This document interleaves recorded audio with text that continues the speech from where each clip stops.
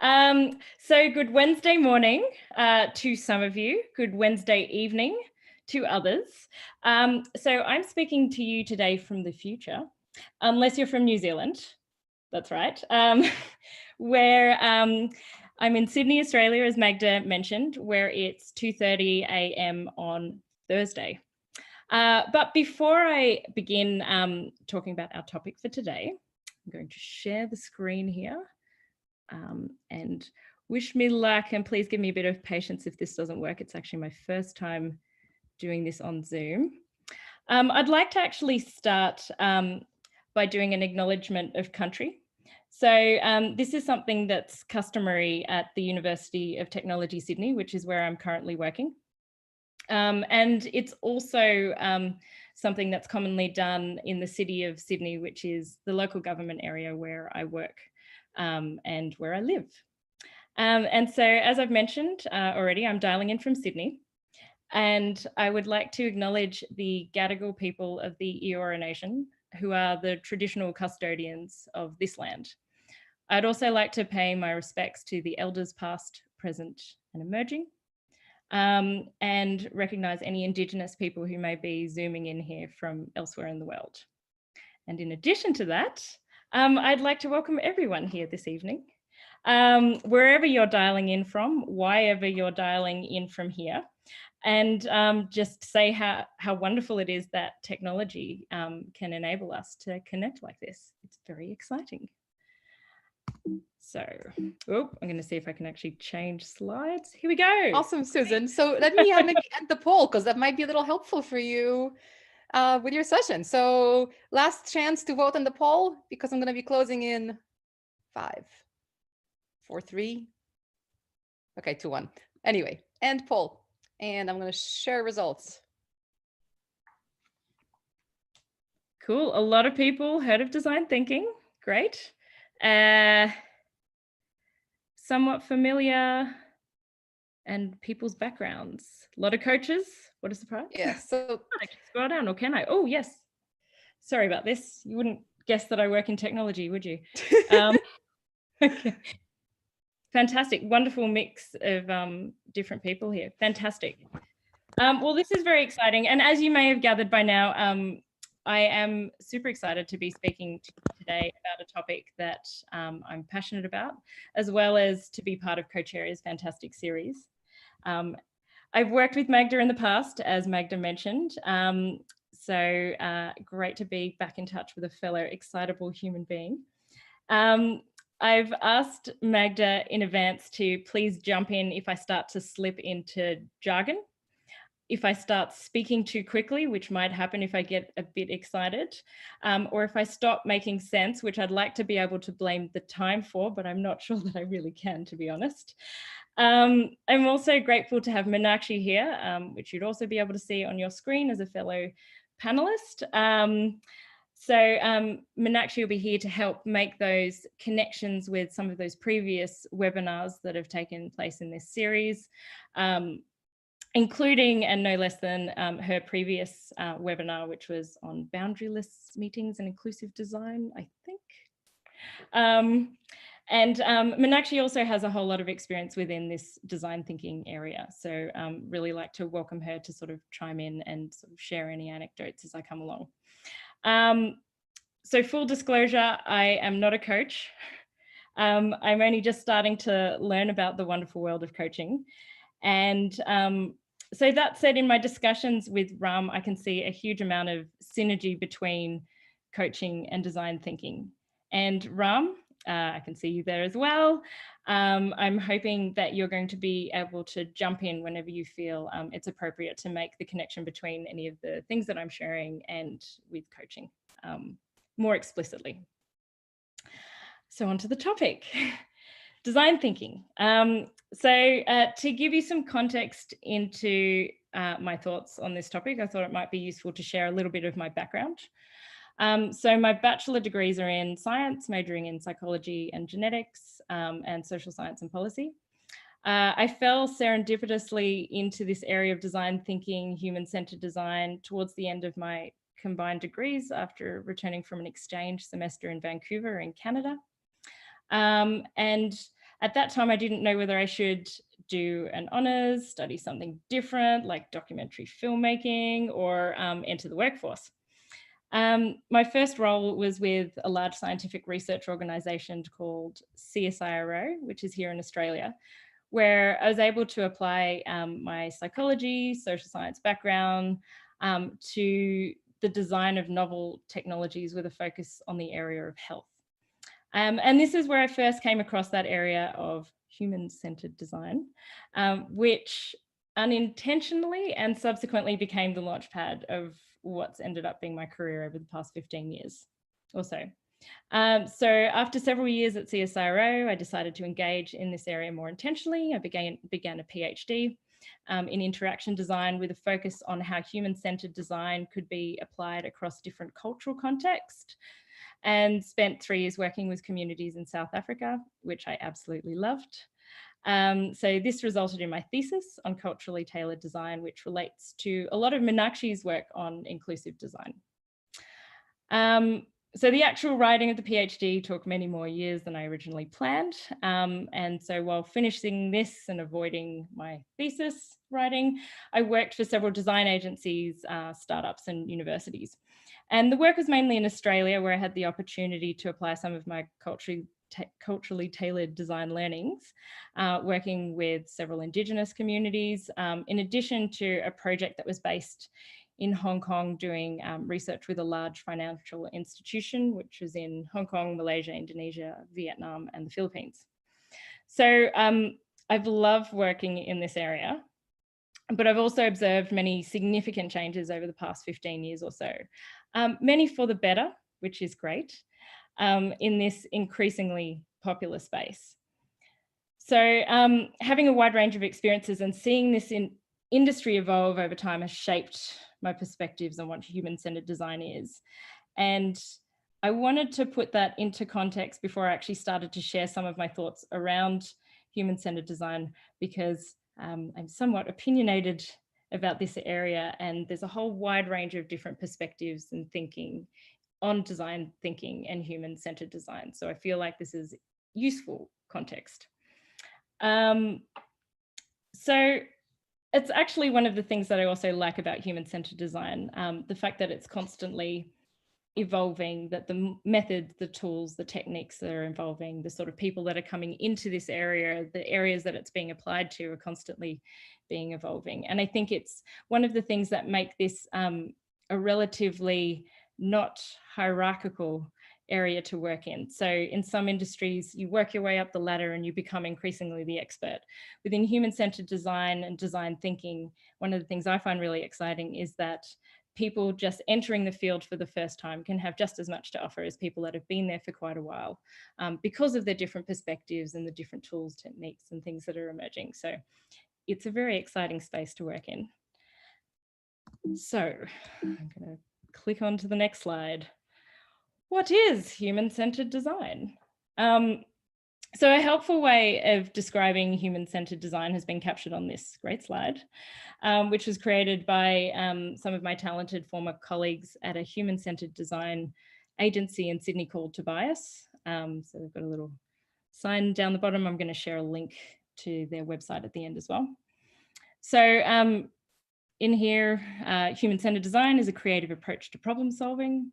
Starts with the people that you're designing for and ends with solutions that are made to suit their needs.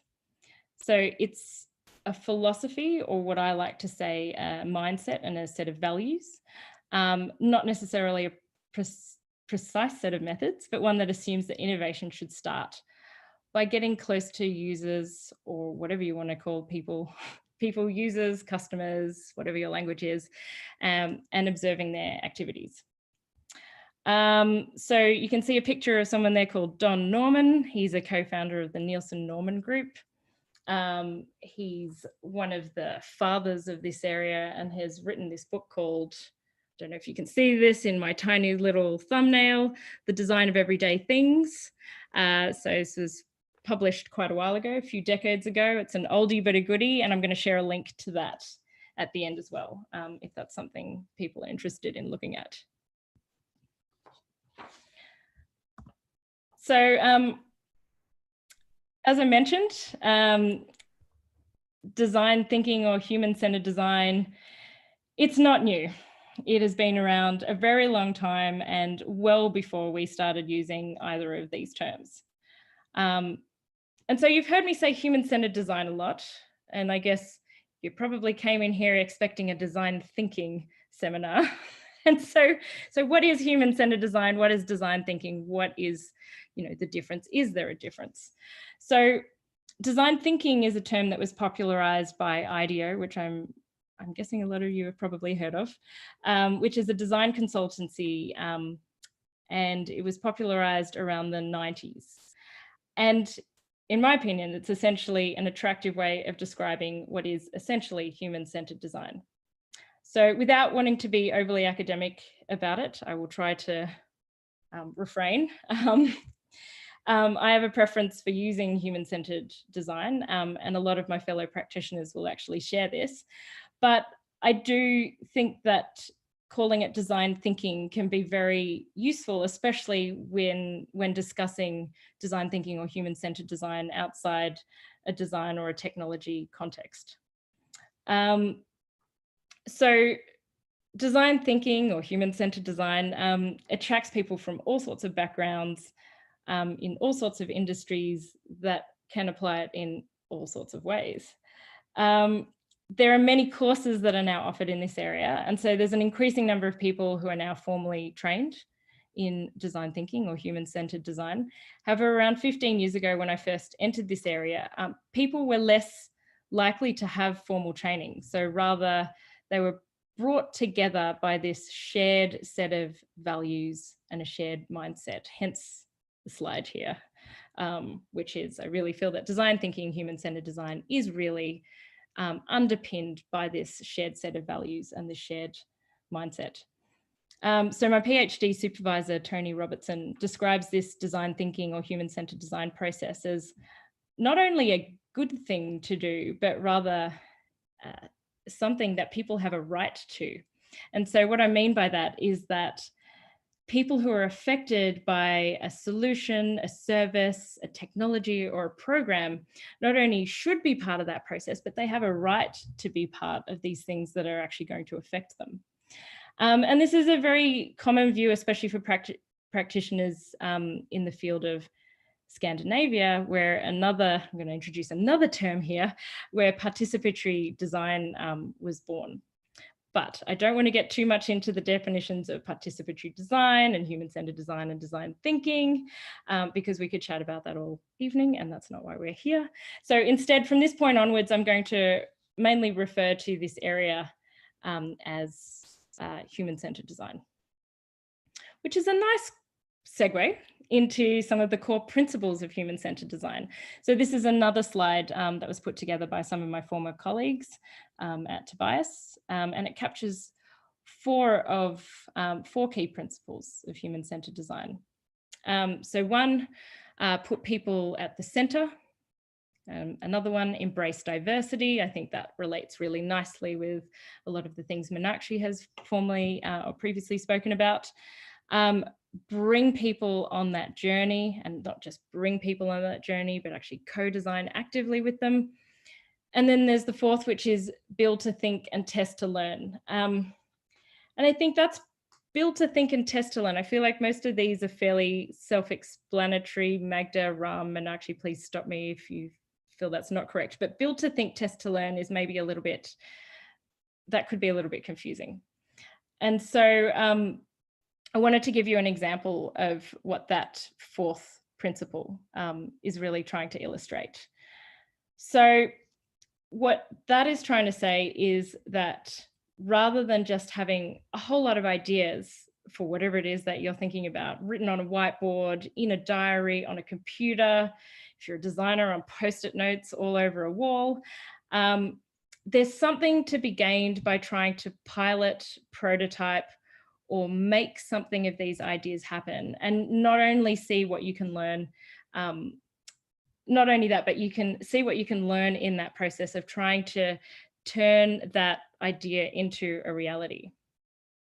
And when I say that, I'm not talking about turning your idea into a reality in a in a full-blown way, but rather trying to look for low fidelity ways of doing that. Now, this may be jargon as well, so in case that is jargon, I wanted to give an example, and I might just go out of the screen because I've been told this is going to be too little. Let's see how we go. Don't know how I can stop sharing. I'm still sharing, aren't I? There should literally be a stop sharing button. I know, right? I am looking for this stop sharing Maybe button. Zoom needs to human-center the design a little bit more. I reckon. Okay, let's see. I'll That's okay, Susan. Just show the thing. You guys, I can stop sharing. Okay. Oh, there you go. Hello. All right, hopefully I can start sharing again as well. Okay, so imagine you have a great idea for a phone app or a website. Instead of waiting for that perfect idea before you're designing anything, try to sketch some things onto a piece of paper. And try to see if you, and maybe many pieces of paper, so many screens and many pieces of paper. Because, and you don't have to be good at drawing. I'm certainly not good at drawing. You can, I'm gonna show you an example of something I've been working on recently. You can overuse Post-it notes instead of being able to draw. It's amazing the sort of design decisions or constraints that can come up when you actually start trying to turn something into an actual thing. And something that might seem or feel really simple, all of a sudden you're like, oh wait, but what about in this context? What happens if this person does this or they don't have a, what do we do then?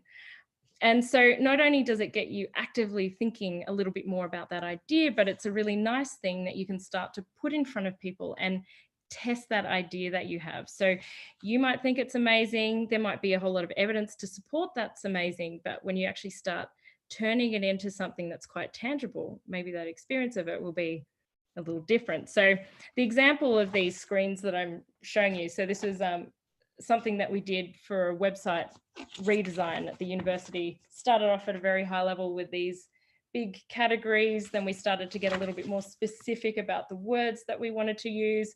We used this to get feedback before we then started engaging a visual designer who then helped us come up with some screen designs, who then socialized that with some other senior stakeholders around the university to get some feedback. So by the time we then took that to developers and worked with developers to build that, we'd already tested, iterated, and we're pretty sure that we had something that was an appropriate match for what we actually needed.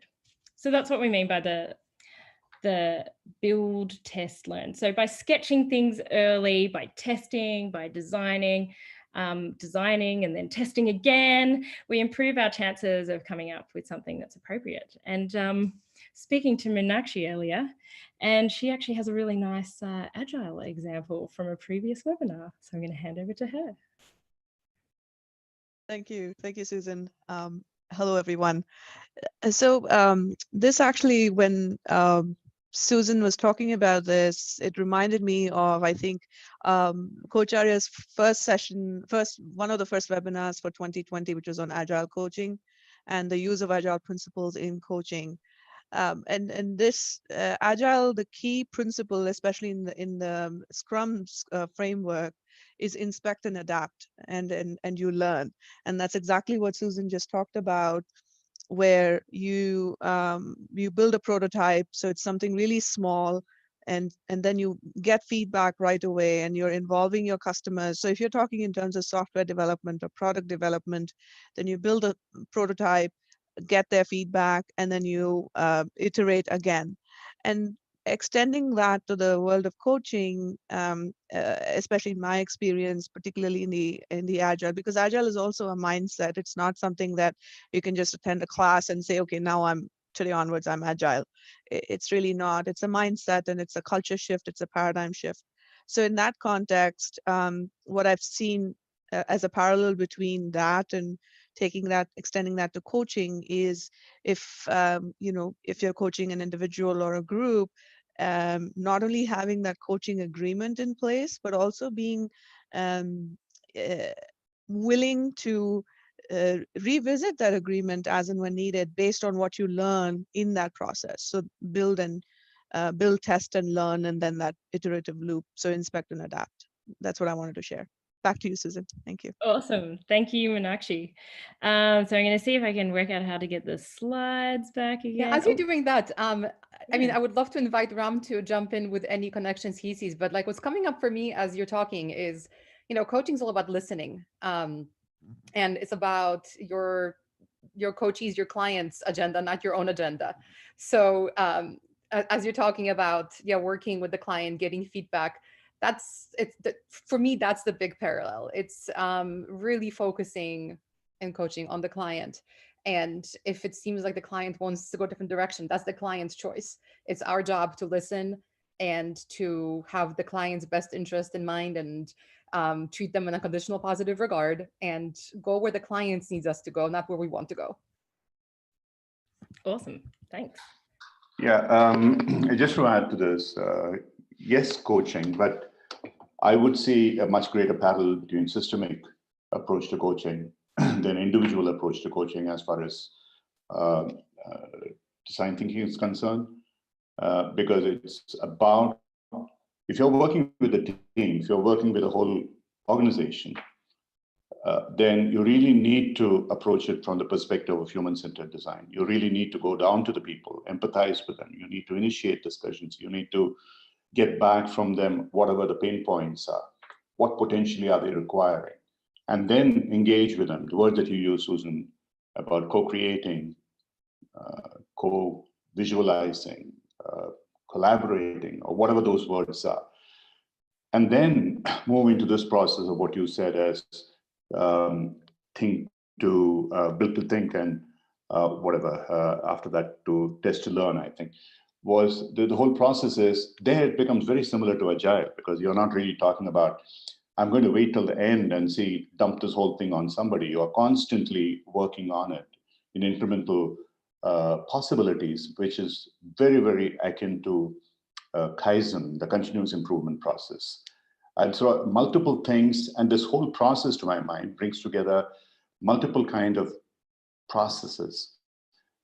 It's design thinking, human-centered design, whatever you might want to call it. It builds in something on Agile. It has its coaching principles, outcome to action. All that is happening out there. A far more emphasis on action, as it should be, because in traditional coaching, when you're looking at the competencies, many people, especially if they are doing with individuals and if they are learning, they don't even see what the purpose of action is. Okay, I mean, you talk about the action in the class session, whatever it is, but the real learning happens when you actually put it there out in the field and you start learning from the action, and that's where the anchoring happens, without which coaching is absolutely useless. And that's what you find in reality, that coaching doesn't work very often, because you think that it's all in the head, it'll happen. It won't happen. The neuroplasticity requires that you work on it for 6 months before something really happens. And that requires a whole approach in terms of maybe continuous improvement, Kaizen, or even like the Six Sigma approach, which many of you as techies would be familiar. It's not about the end point, it's about the process. As you keep going on the process, are you continuously learning and moving forward?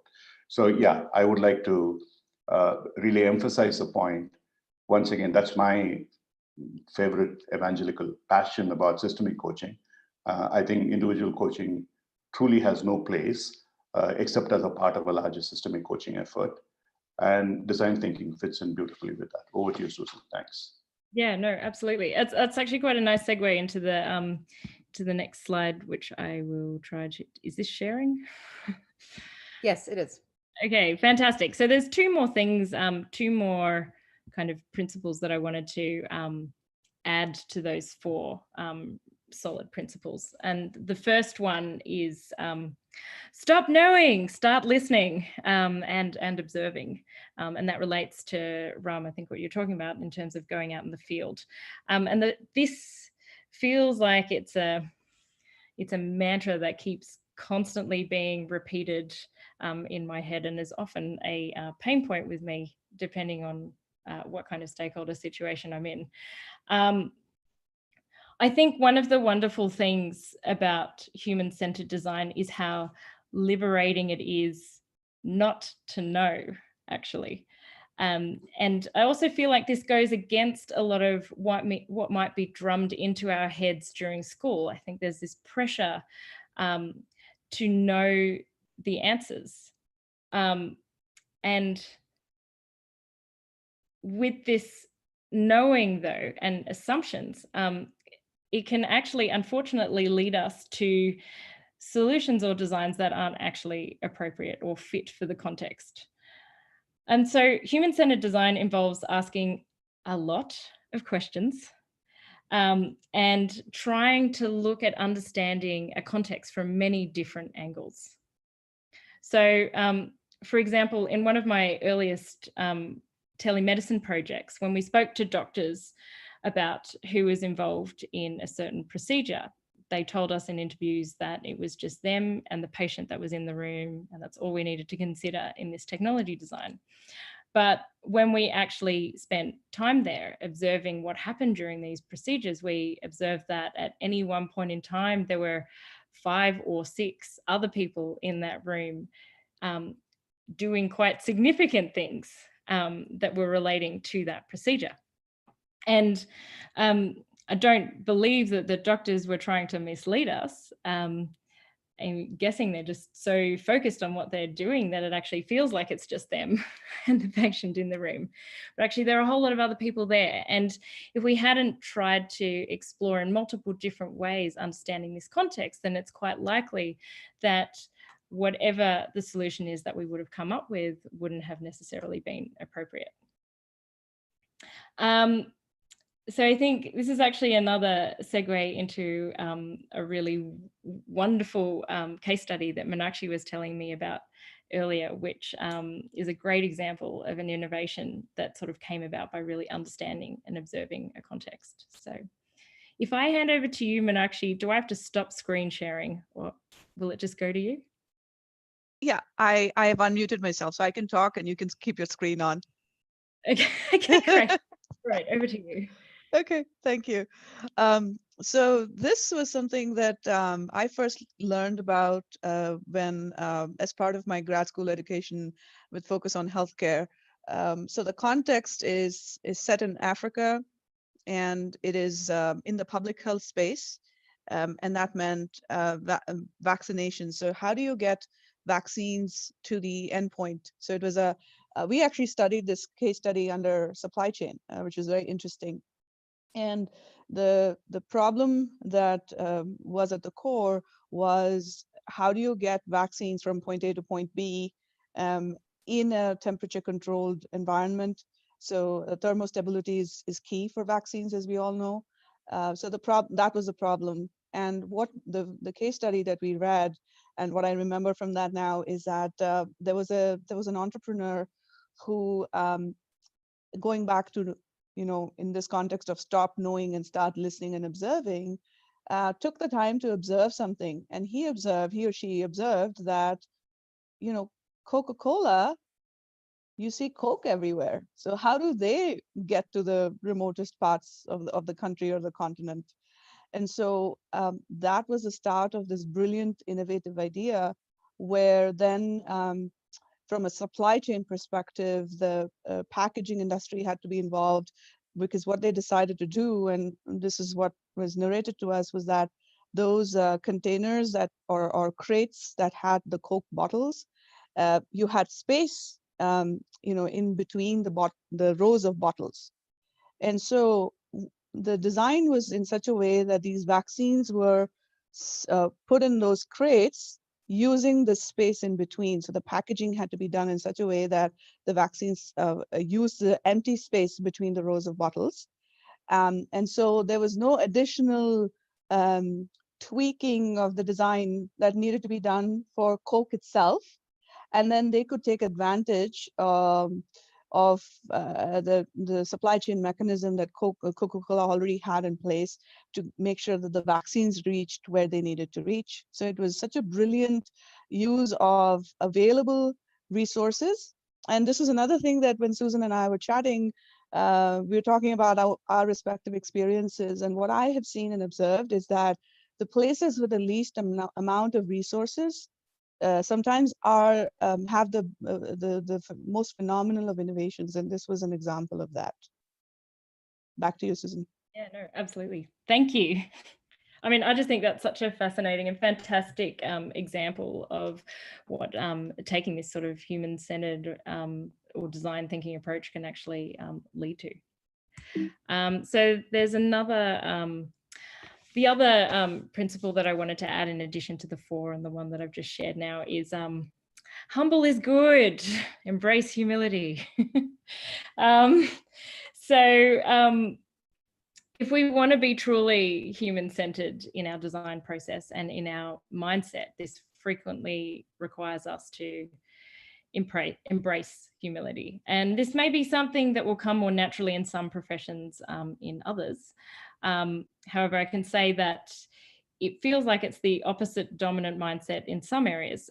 So for example, in advertising and in marketing agencies, who often look to their creative director for guidance and genius and the answers, this is kind of the opposite of that. So instead, it requires us to put aside our assumptions and create space for other ideas and insights. And sometimes it may require us to step out of the way. So for example, there's a project that I worked on recently, which was looking to support first-year Indigenous students' experience. And we were exploring whether this would be possible using a wellbeing application.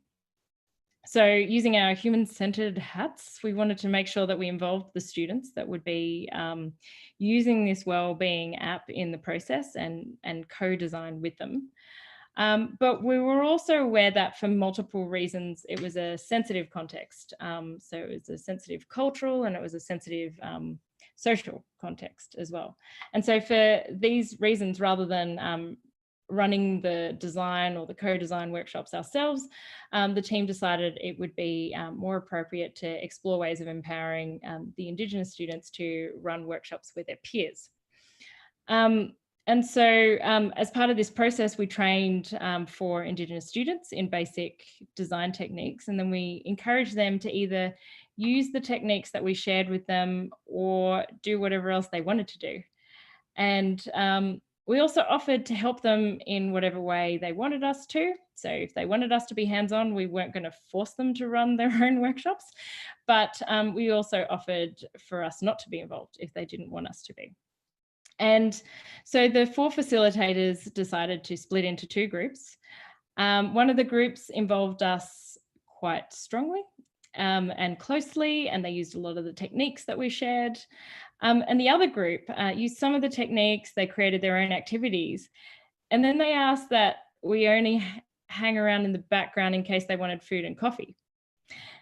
And one thing that surprised me was that how, even though it was fantastic that the second group felt empowered enough to tell us that they only needed us to get food, it felt like a bit of a rejection, like, oh, they don't need us, they don't want us. But I think for me, I feel like it's a wonderful reminder of how, even though it may sound like an easy thing to do, to embrace this humility, it isn't actually necessarily an easy thing. And that was quite just quite a good reminder of that gap between, oh yeah, be humble, and then actually really experiencing and trying to be that in practice. So that particular project is continuing. And I think one of the most positive things that came out of applying this approach and this process is just how supported the students felt and how supportive they are of that project. And they reported in subsequent interviews feeling really empowered, and this being like quite a different experience to other projects that they'd been involved in. And so I guess regardless of what the outcome ends up being for that particular project, I think that there's something to be said about this process at the very least being empowering for the group of students. So if you're actually interested in hearing more about that particular project and that process, I'm also going to include a link to an academic paper that came out of that at the end of the presentation. And so you can feel free to look into that if you like. No pressure. Okay, so I know that the topic here was design thinking is design coaching, something along those lines. And so I know I'm not a coach, but I also feel like there's a responsibility to not completely ignore the topic. So this is my attempt here. Again, everyone feel free to jump in. So this slide, I put together this slide based on a video that Ram posted on the differences between mentoring and coaching, and then a subsequent discussion that I had with Ram recently about this topic. And so in that particular presentation, Ram described some of the key attributes of a mentor, one of those being as an expert, someone who has this advisory role, who can tell you what to do, what you may need to do, and also that the role of mentors are important, and there are contexts where mentors are needed.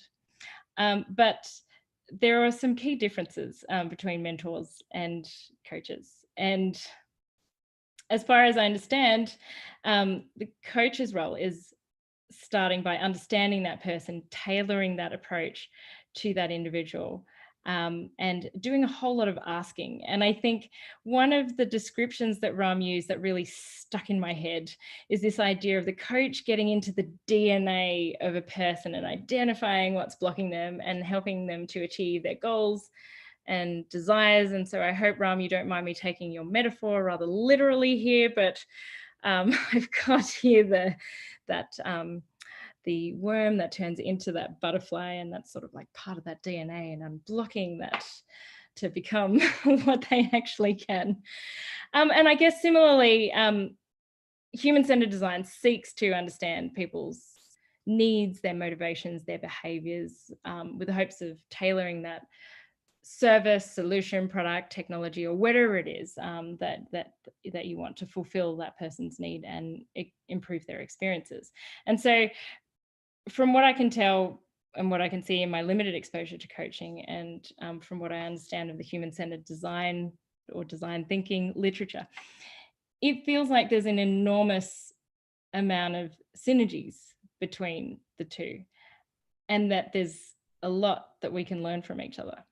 And I guess to bring it back to the formal title of this webinar series, it really does feel like design thinking is all about coach thinking, and coach thinking really is all about design thinking. And with these two, there are wonderful opportunities to be part of designing a more inclusive, sustainable, and considered future for everyone, which I think is incredibly wonderful and a privilege to be part of. So I'm not sure, Ram, if I've misrepresented mentoring and coaching, please correct me if I'm wrong. I'm going to hand over to you for a brief comment on that one before I go to my final slide. No, not at all. Yeah, though people may sort of put it differently, but you're absolutely correct. There has to be an energetic connection between the coach and the client. The coach really has to get into the skin of the client, inside the mind of the client, pretty much, in a sense, be the DNA of the client. But at the same time, he is not the DNA. He has to be aware of that as well. And therefore, there should not be any attempt at any kind of solution giving. There could be no telling. But can you empathize? And Otto Scharmer uses a beautiful word, one of the most beautiful explanations of what a coach's activity should be. It's called generative listening or generative viewing. That means you actually, when you sit in front of the client, you see the client as a client wishes to be, but not quite clear. But you as a coach, are you able to see the future of that client more clearly than the client himself or herself, and be able to, in some way, slowly, patiently, without telling, be able to move that person towards that by evoking the awareness within that person. There seem to be a bundle of contradictions here, but that's the beauty of coaching, because you don't know. You're going totally not knowing. The moment the coach thinks, oh, I know this is what needs to be done for that person to get from point A to point B, you've lost the plot. And for those of you who are not familiar, we make it more or less mandatory now for all the batches that we have. We like them to watch a series of 3 videos called Gloria being coached by Carl Rogers, Albert Ellis, and Fritz Perls. Carl Rogers, of course, most of you who are in coaching, you should know about Carl Rogers. He's the father of coaching, client-centered approach, which is very similar to the human-centered design that you are talking about. Albert Ellis is rational, emotional, behavioral therapy, very psychological, Jungian, post-Jungian, and Albert Ellis Gestalt, which is a breakaway kind of methodology, very powerful. And in this particular batch that Cindy and I are working on, several people sort of came back when we asked them, we told them, please put down your views that just spend 3 hours on coaching. Amazingly powerful insights. But one of the things that came up across again and again, we wish that Carl Rogers sort of heeded Gloria's pleas for telling her what to do. And so my response to that was, Gloria is a 30-year-old woman, divorced, and has a 10-year-old daughter, and he would like to have relations with men so that eventually she could find a long-term partner. And Carl Rogers is a 6-year-old man with strong Calvinistic Christian traditions. What can he know about the situation that Gloria is in to be able to offer any kind of advice? So he just keeps questioning her, inquiring her, moving her forward. He's putting himself as deep as he can into her mindset. But at no point in time does he open his mouth to say anything that would remotely be suggestive. And that's the beauty of coaching, because you as a coach do not know. And I think design thinking is pretty much in that same thing. Till you try it out again and again, you keep tweaking, and you eventually arrive at what is the perfect solution. Until such time, you do not know. And that's where the similarity I see is extremely powerful. Thanks. Awesome. Thank you so much, Ram. So I guess the final slide that I actually have here are just a bunch of thanks and some links for further reading before I open up to Q&A. So the yellow and black slides that I'd shared earlier were thanks to Tobias, who are the human-centered design agency that I previously worked at. I've got a few other illustrations here. For example, this beautiful little, caterpillar. I knew it wasn't a worm. Caterpillar that turned into a butterfly. Okay, 3:15 a.m. I hope I can blame the time. So that's actually a colleague of mine who I'm working with at the moment at the University of Technology, who is a business analyst, but an incredibly talented artist who is yet to, but maybe this is the beginning of following his dream to be an artist. So he is starting an Instagram page, which is sleeper_illustrations. The paper that I referred to, there's a link here which will take you directly to a PDF version. Otherwise, you're going to need to go through a bunch of academic firewalls. Few suggested readings. So I mentioned Design of Everyday Things, but my number one favorite, well used, much too used, Magda will recognize this book. I don't know if I can just show you in the thumbnail, but it's called Game Storming by Dave Gray, and he has a bunch of wonderful different activities that you can do for co-design sessions and doing things in ways that are quite inclusive of different groups of people, regardless of their personality types or their positions. So the link here will take you to thegamestorming.com. There's a whole bunch of free resources that are on there. So I actually think all of the activities that are in this book are actually there and more. So I highly recommend that. That's the one book that I've pretty much taken everywhere with me because there's so many great activities. And then the third one, I need to thank Meenakshi for reminding me of this one because I almost forgot. Interaction Design Foundation. They have a wonderful selection of free courses and material and reading up there, and that stuff is solid. So if you're interested in this area, interested in finding out a little bit more and further either exploring human-centered design or the relationship between the human-centered design thinking and activities and coach thinking, then highly recommend that one. And finally, I've got my LinkedIn down here. Feel free to connect with me on LinkedIn. If you do, request that you please just write a little note saying that you met me or saw me here through Coacharya, because I do sometimes get some requests that are a little bit odd, and I want to make sure that I accept you. So that'd be great. Otherwise, thank you. It's been very exciting to be part of this. Any questions? Or anything, Magda, Meenakshi, Ram, that you want to add? Yeah, Susan, I don't have questions as such, but I just want to put this up for you. I mean, somebody has asked Prasad, someone, the videos suggested here related to human-centered design. Perhaps some of them are, some of them are not. But I think Meenakshi has provided quite a few links to IDEO and Acumen and so on. You can always go there, and there are excellent courses. In fact, I went through about a dozen of their courses, each of them about 30 hours over a period of time, various aspects of design thinking and human-centered design and so on. It's really worth doing it. You don't have to pay for any of them.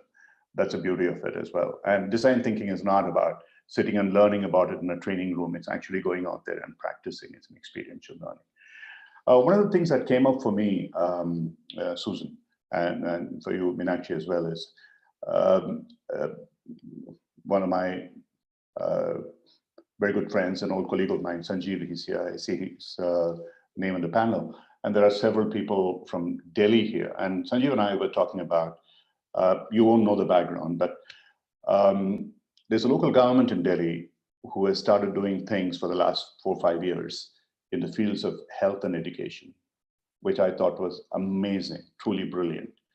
How do you take health to the people, education to the people, make them as low cost and free as possible, all kinds of stuff.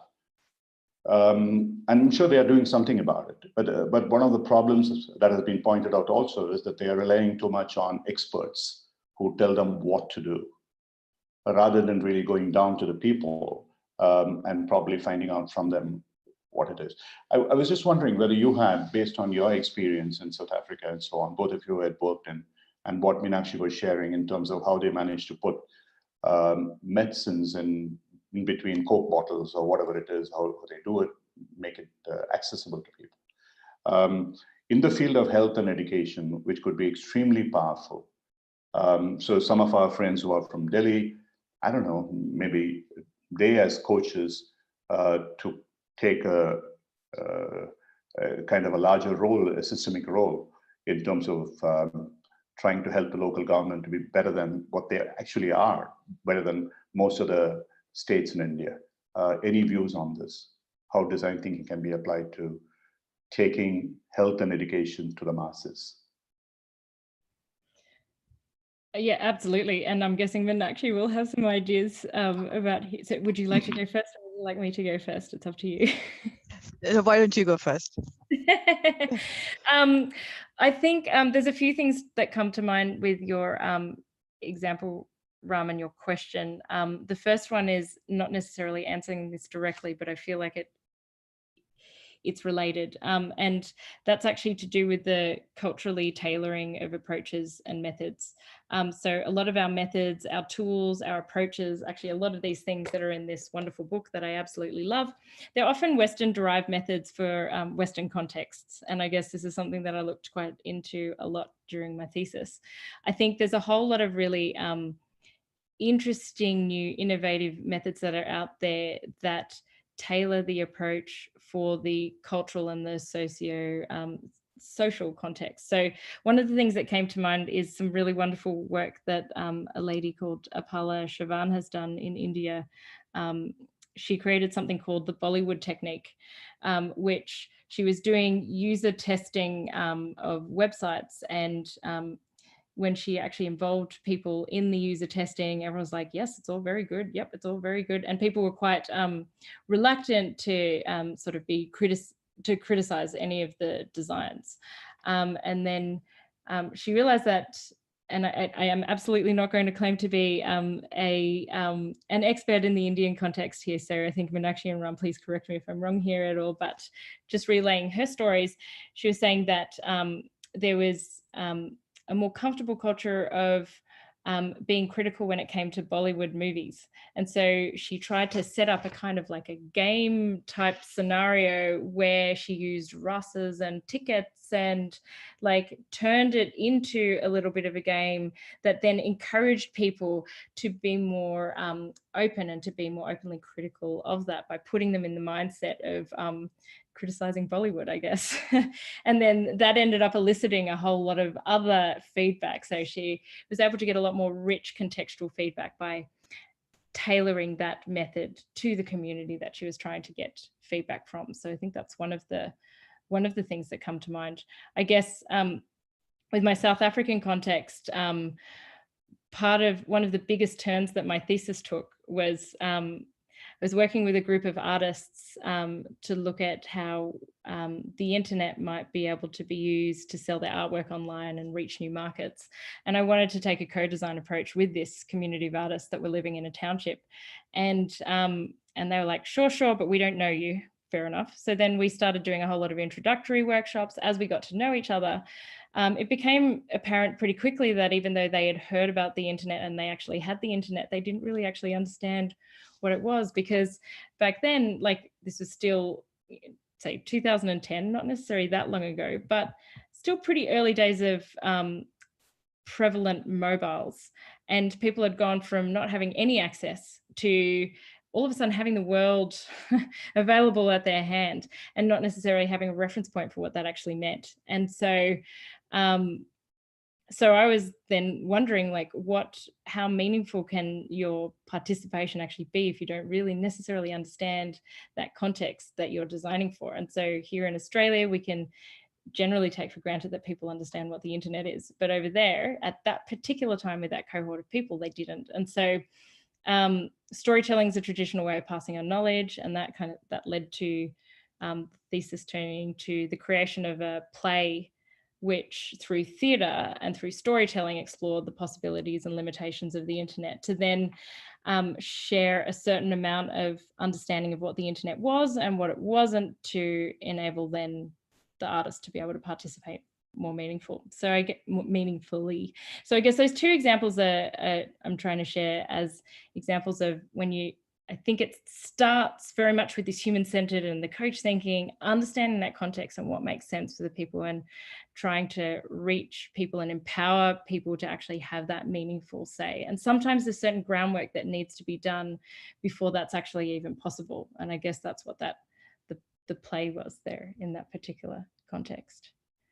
Nakshi? Susan, before Meenakshi jumps in, can you stop sharing your screen so we can see your lovely faces? Yes, sorry. Yes, absolutely. Okay, sorry about that. Okay.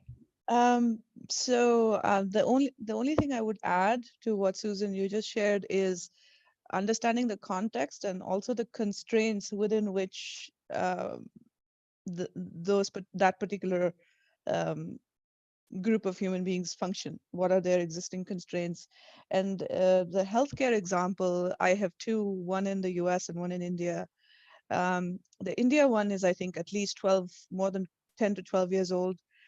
This is in a fishing community in the state of Kerala. And because of the, ubiquitous use of cell phones, and India's, until now has been the cheapest market for mobile phone use for cost of data.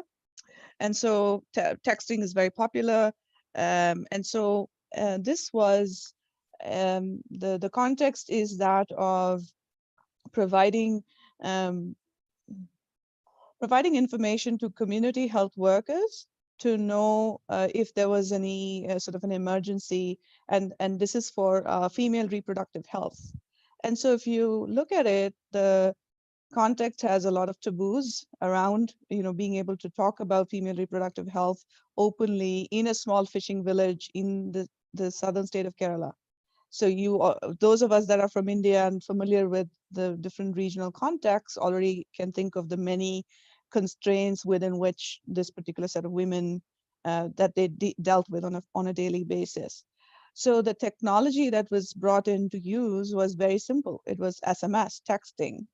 And then in order to deal with the constraint of taboo, the different, the most commonly occurring health conditions were codified, which is a technique that's used in disease surveillance in the public health context. So this kind of condition could mean it could be 0-1. 0-2 could mean this condition. So all the women had to do was text just the code. So they just texted 0-1, and the community health worker got the message and they knew what it was. And then that helped them figure out the level of urgency with which they had to respond. This was very successful in the beginning. And I think that one of the constraints that hadn't been thought of before was who really owned the mobile phone?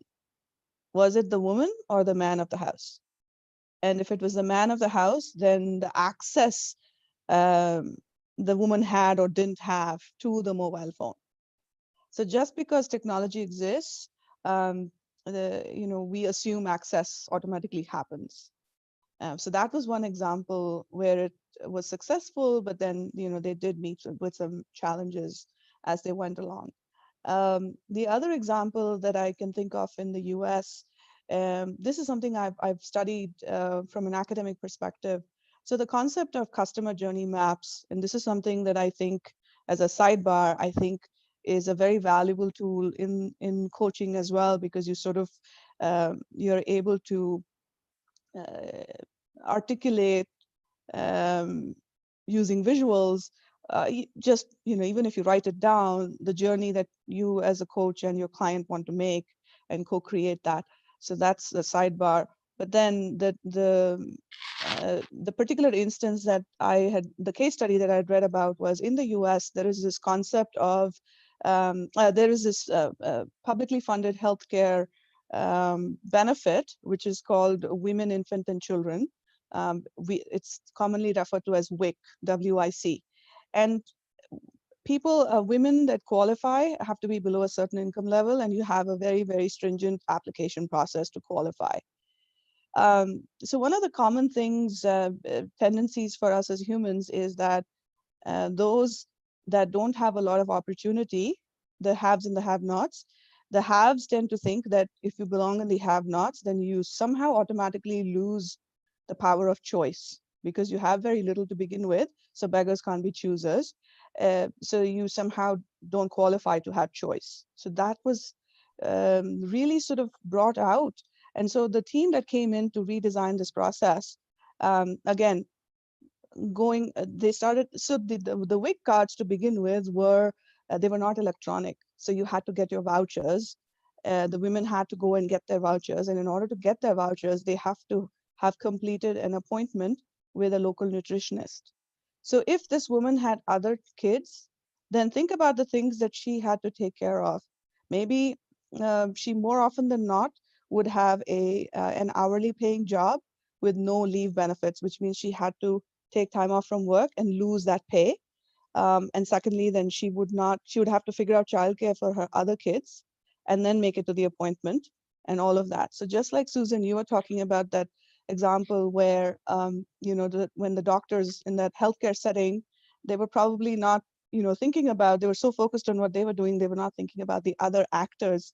That was the case here. So originally the way it was designed, which is all paper-based, so the radical approach, the pivot that this design team took was, hey, if you can recharge your phones without having to, electronically, why can't we do the same for the WIC cards?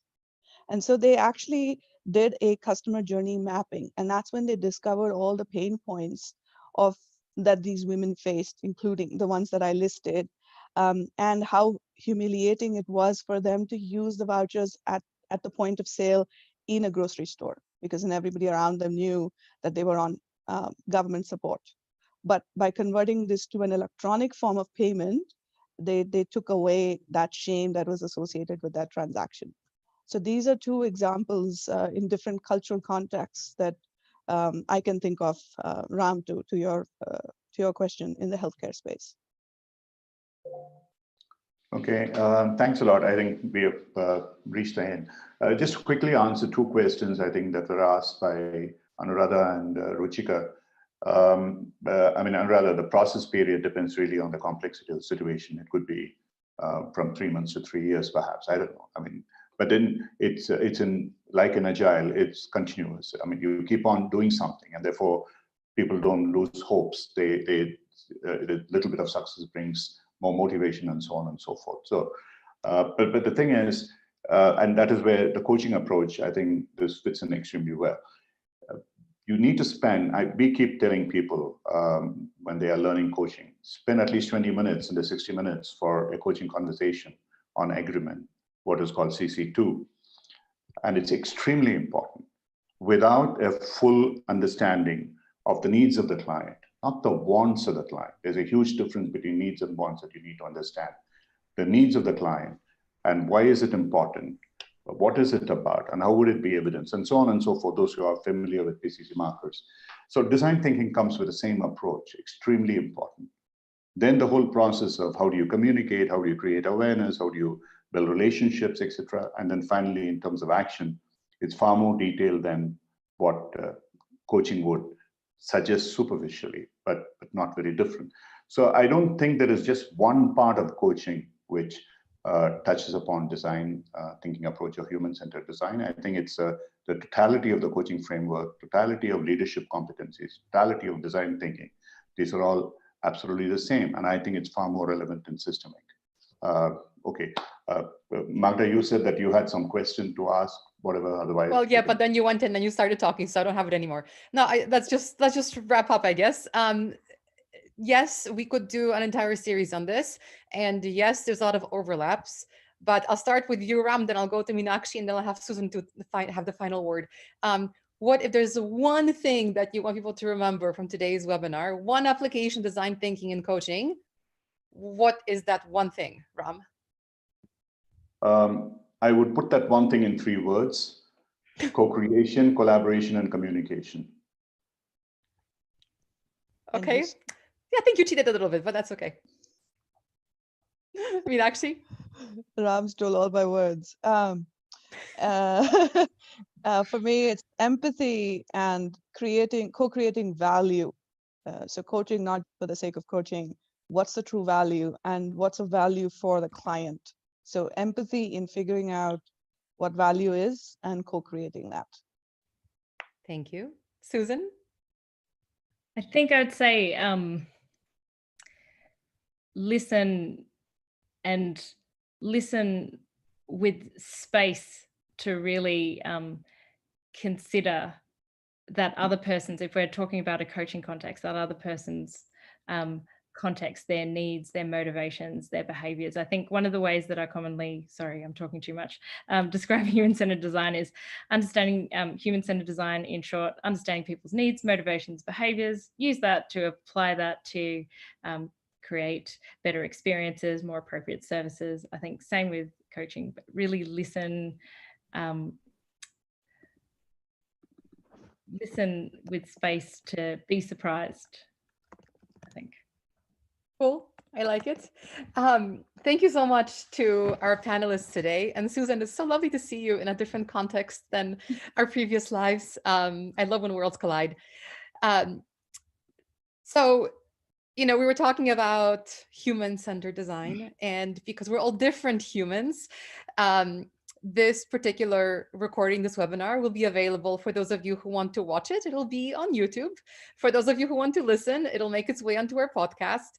And for those of you who want to read, it'll make its way onto our blog with some key insights, as well as all the different links that Susan shared, as well as there were some great resources that Meenakshi was sharing throughout the conversation and that some participants shared. So if you've missed something, please don't fret. Give us a day or two and then head over to coacharya.com/blog, and you will not only see all those links, but you'll also have links to the audio and to the video.